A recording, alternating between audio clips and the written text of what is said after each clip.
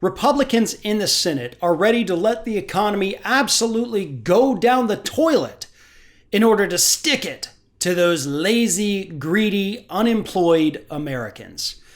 Mitch McConnell, Republican Senate leader, decided this week that poor people in this country, unemployed people, people who've lost their job from the pandemic, you're just too darn greedy.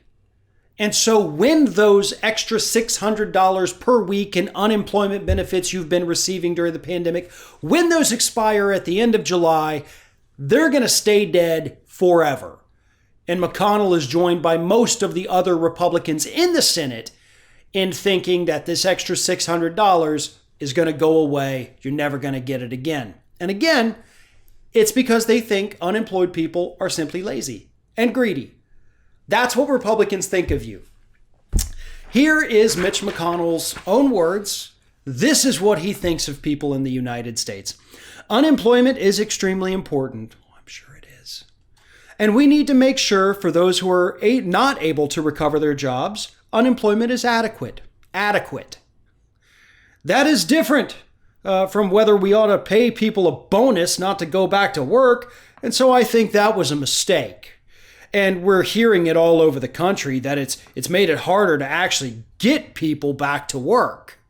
But to have the basic protections of unemployment insurance is extremely important and should be continued. But, God forbid these people get a little extra cash right now so that they can, maybe put some money in savings. Maybe make some purchases that they've never been able to make. Let me tell you something here. I didn't lose my job, obviously, during the pandemic. I also, by the way, work 3 different jobs. All freelancing, but I do lots of different jobs. I didn't lose any of them, so I still kept my same income. I did get the full amount of the stimulus. And I have 4 kids, so I get a pretty generous stimulus. Do you know what I did with it for the first time in my life as a 37-year-old? I bought furniture. Because my wife and I have never actually been in a position where we've had several thousands of dollars available to spend on whatever the hell we want.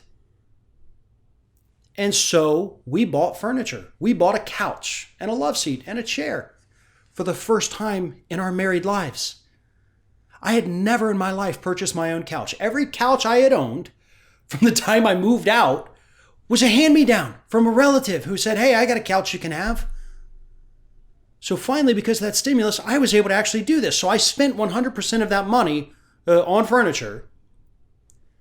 And so that's kind of the story here. That was the point of the money, right?